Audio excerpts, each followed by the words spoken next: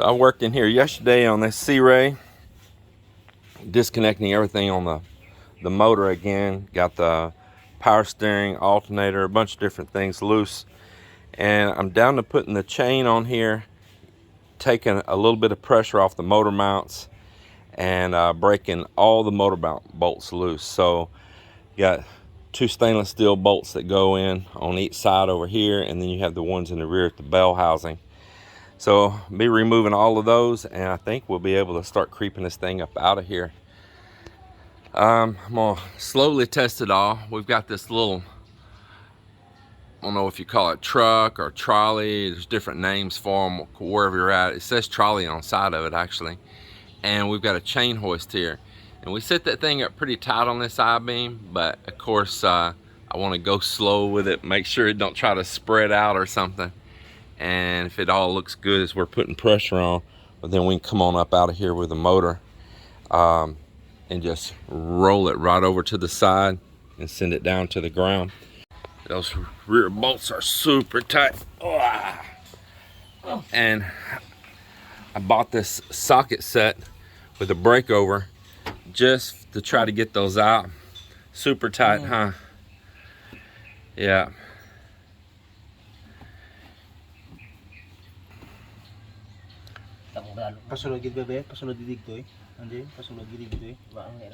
Marvin, I may have to get over. You might have to get over and take your hand at the top of it and push over this way. Hold on a second, Mark. This is why I stopped before. I couldn't get these two to break loose. You push the top of it over. Yeah, it's against him there.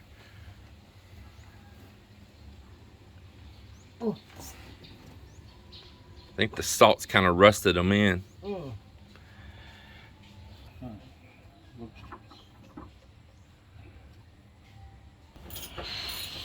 really having a hard time getting these motor mount bolts to come out. The two long ones that go down through the back of the bell housing on the engine support back there, man, they don't want to budge at all. The salt's probably corroded them in through the years. And the front ones that go into the beam there, having a hard time on those as well. So they're making a little headway. They got one motor mount bolt out. It was greased pretty good. Somebody has greased it up. That's good. It's got that self-locking nut on it, and they were having a hard time getting a wrench down below, and they finally got on it there. In the US, I'm so used to my tools that I have there. You know, I know exactly what I have, every piece. And I have a lot of specialty tools, unique tools that I just don't have here. So it did help to get on Lazada and buy that from Japan right there, that tool set. It was pretty nice. It's impact sockets as well as extensions and T-bar, everything. So swivel, that swivel, yeah. But it needed like one more size extension. Needs one shorter like that, doesn't it? Let me go see if I may have one in there.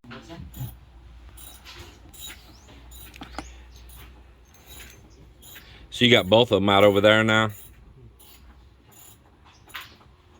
So we're down just to one more on the front mounts. Oh, another piece we got to get when we raise the motor up. We'll get it out of the bottom. We'll put everything together. Yeah, thank you.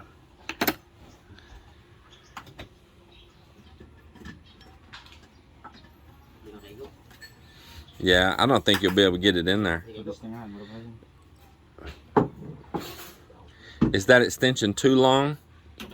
If it's the shorter the extension, the more power you have.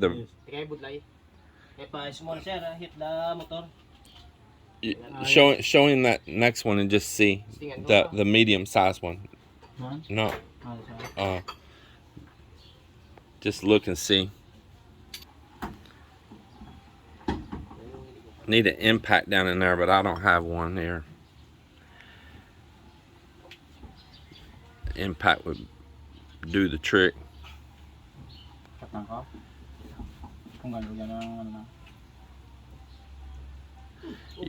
You want to put that bar on it, that chrome bar down there?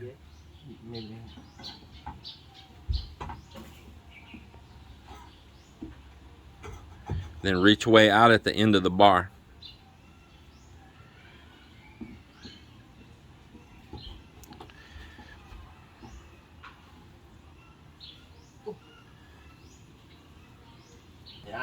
Hey, Marvin, kind of pop it real fast is what you have to do sometimes. Yeah, a quick jerk.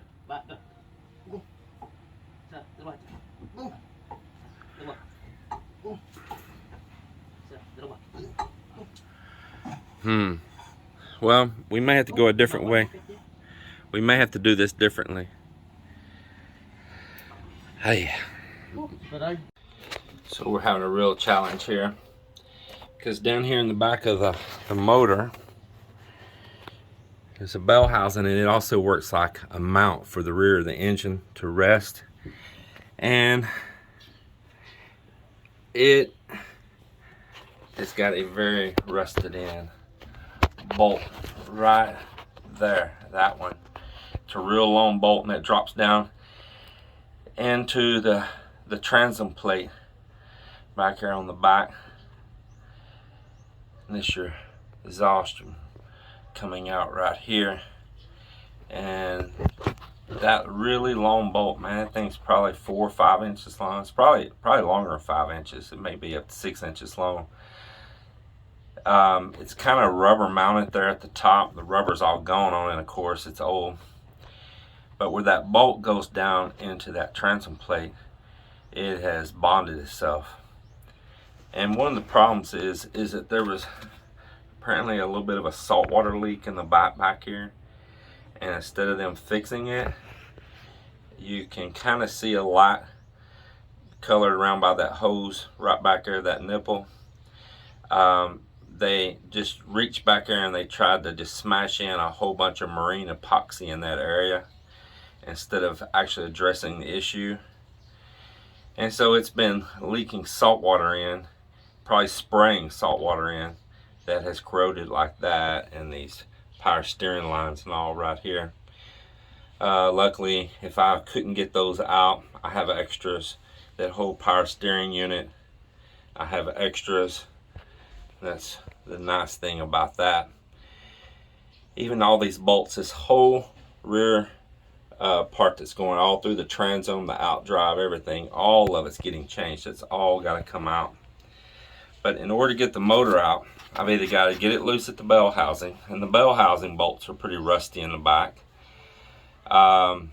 Heads are just rusted off from them allowing seawater to spray in back here. And then the only other way is the proper way, which is those bolts out. So in between these two pieces down in here, right down between the two of them, so I can get the camera anywhere that you can see. But right down in between the two right there, if we can get a hacksaw blade in between there and hacksaw that off on both sides, then we'll be able to let the motor swing forward and then up. So I went over and seen Joe at Joe's Off-Road. Y'all check out Joe's Off-Road if you're here in the Iloilo or Antique area, wherever out on Panay Island, maybe even a neighboring island. Joe's Off-Road, cool guy. And he had an impact let me borrow. I changed the end here on it from my style hose, and I'm gonna fire up the compressor and see if we can get that knocked out, maybe get those two bolts out.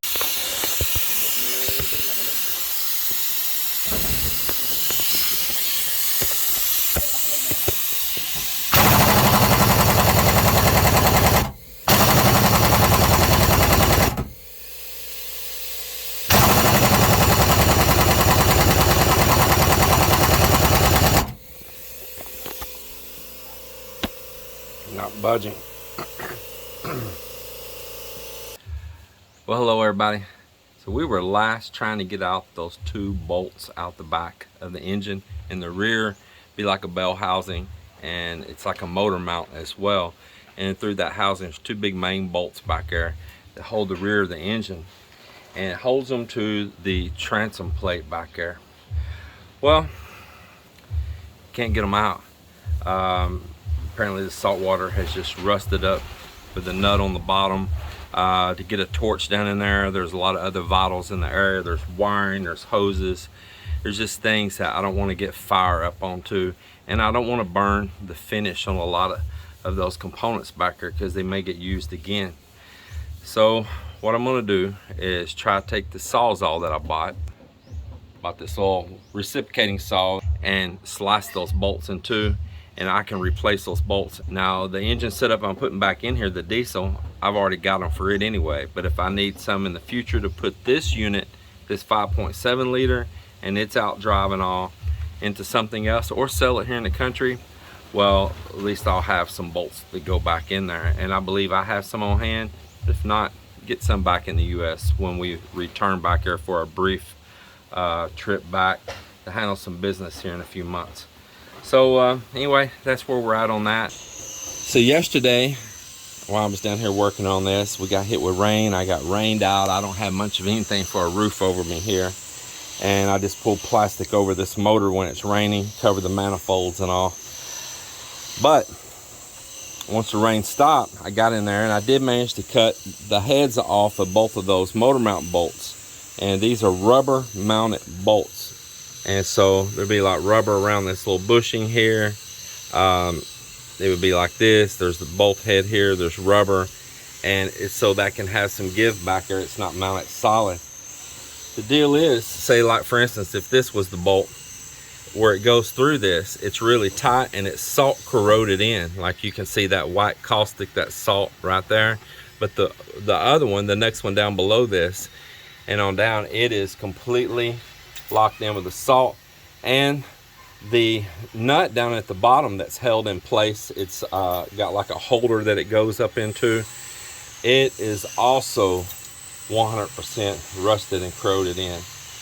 Well, the reason these two are so important to come out, of course, they're motor mount bolts, is that you have to bring this engine forward off of the output shaft that goes back into your transom right there. You have to get that moved forward, and then the engine can go up. Now, I've got the engine here where, you know, the front's rocking up. You see, I can raise the front up and down, but that's not going to do me any good until I can get those two rear bolts out of there and bring it forward.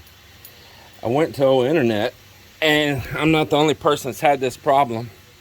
Others have too, that they tried everything to get in there. It's a very tight place to get any tools in, and especially the way this motor kind of tucks in into this little engine bay right here. It's very hard to get back in there.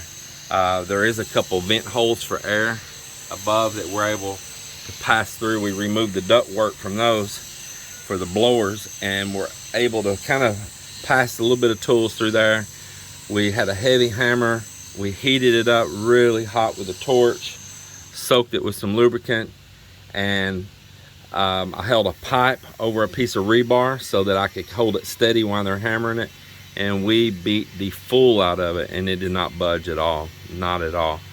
So what I may have to resort to, and I think it's what I'm about to resort to, is that little ear around the back of it right there.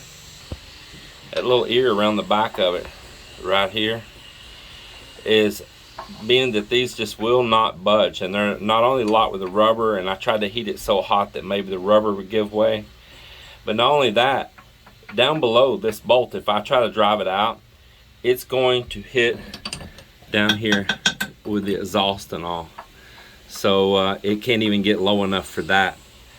So what I seen others had to eventually do was cut or break the back of these loops off right here and just replace this little bell housing, motor mount bell housing, with a new one. And you can buy them actually on eBay for like, you know, 20-30 bucks, and it's like a penny holding up $1 right now, because this has been an ongoing battle. So we're taking a piece of 16 millimeter rebar right now and grinding a point down on it. And we're going to take, it's about 3 or 4 feet long, maybe about 4 feet long. We're going to take that big sledgehammer and we're going to try to split it and just actually sacrifice these for the greater good to move on forward with this project. We just tried everything. It's just seized up from the salt down in there.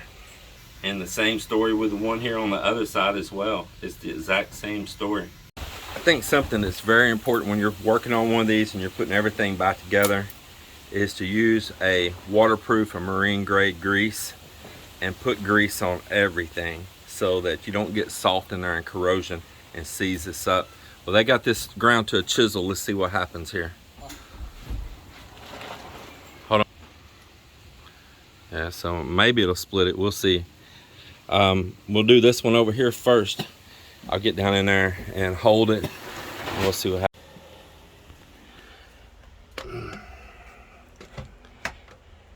You gotta try to keep it from bouncing so much.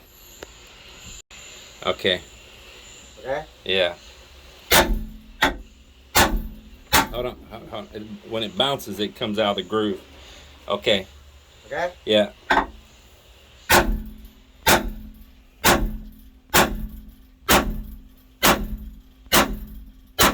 Oh, hold on. All right, went back in it. Okay. Okay. Go ahead. Are you pushing down also, Joel? Yes, boss. Okay. Try again. Yeah. Right? Yeah.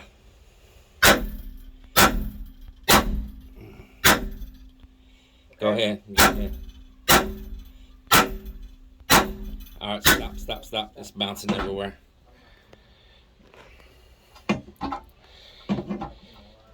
You want to keep it lean to this side, okay? Okay. Okay. Try again.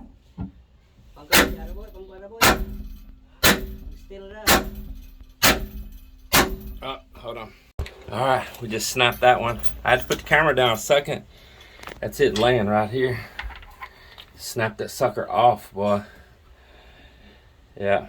Now, I don't know if it's enough to get that bolt out through there. We'll see. Might have to break a little bit more off that one side. Well, that works. So now we can go to the other one. We can see if this one will pop out. If it won't, then we'll break it a little bit more. I'm gonna find my screwdriver and try to pry that a little bit. Melinda's grandma's here right now. Oh, that's Miller. Well, we did it. We broke the back of the other one off too, and you can see the motor can move now. It's holding around this one just a little bit. We need to make it pop out from around it. Either that or we have to break a little bit more off of it. One of the two. Let's just, yeah, I think we'll have to break just a little off of it. And then if we can do that, it should just come right on out. The motor will be ready to remove. Pull it back.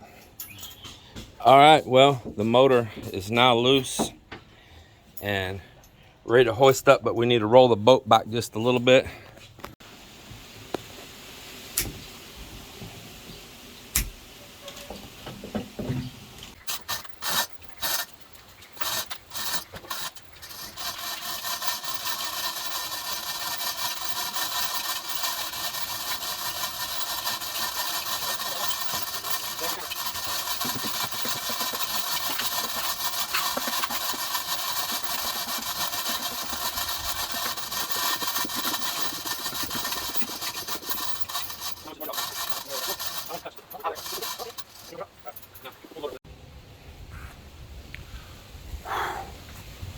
Well, that was a little work.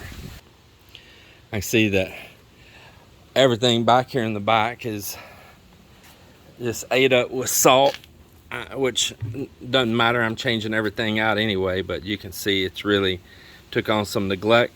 And a lot of that's just neglect. That's lack of maintenance on these things.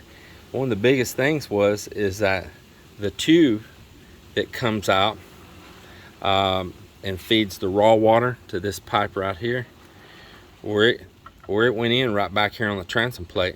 Well, that was leaking and spraying salt water all over in the back of this boat right here. It's too obvious it was, and it ate up everything. Even look at the ignition coil.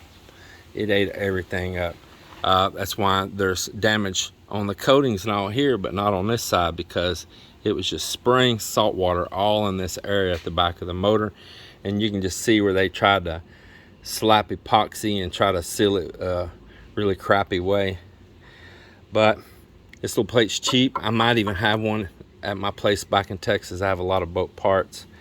If I don't have it, man, I get on eBay. I can get it cheap. It's not a big deal. There's just literally so many of these around the planet just like it.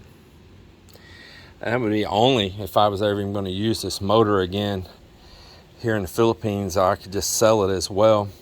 Thing about it, it's still good enough on there that I can crank over the starter on it and I can still start this motor and run it. So that's a benefit.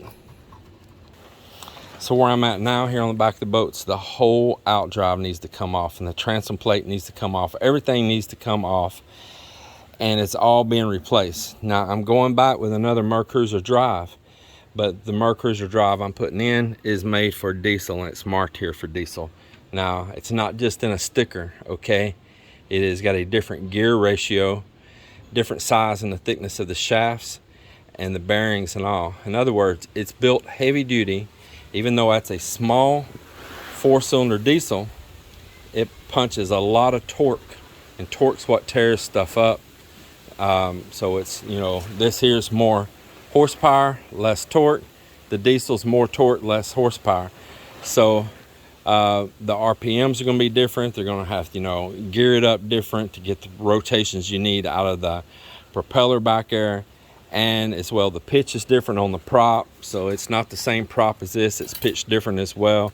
I have everything here, including an additional prop, and this, all of this will need to stay with that motor, and everything else seems to be pretty good on that motor. I plan on cranking it up, not just yet, but I do plan on cranking it up.